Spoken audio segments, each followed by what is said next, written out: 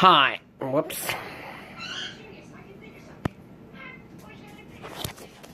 Hi, I'm Frederick, and tonight I will be at Birds Inc. hand feeding baby African Greys. I hope you enjoy.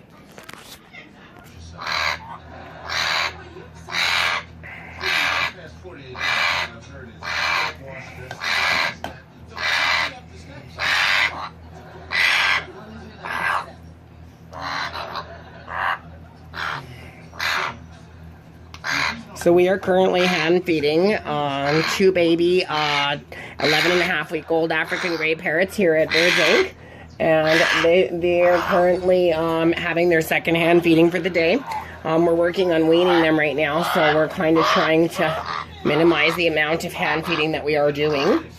We're working on it. They're a little bit messy yet, so we've still gotta tidy them like Mom would. They're pretty demanding still too, so you have to keep that in mind when you're hand feeding them and coaching them. They are fairly willing to eat. They're fairly willing to eat, so I mean, hand feeding them is not, most definitely at this age, is definitely not a war by any means. They'll take the syringe fairly easily.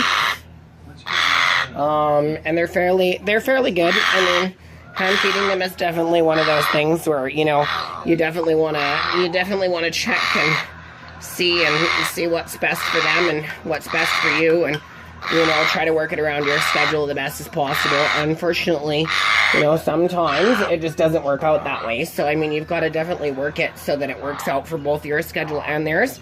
You can hear that they're still crying quite a bit. I think right now the biggest problem is that they're just getting irritated now. They're saying, hey, listen, it's kind of bedtime and we want to eat, but we want to go to bed too. So you just gotta kind of be fair with them and, you know, just keep going. I check their crops every once in a while to make sure that they're getting nice and full and making sure that they're having a nice full meal. Obviously you're not going to be able to do that right away because, you know, it does take experience to check crops. And I mean, don't do it without the knowledge of doing it for sure. I don't recommend hand feeding any baby bird unless you have the knowledge of hand feeding to begin with, because it can be a very dangerous thing. You can cause what they call a sour crop or anything like that if you're not hand feeding properly or correctly.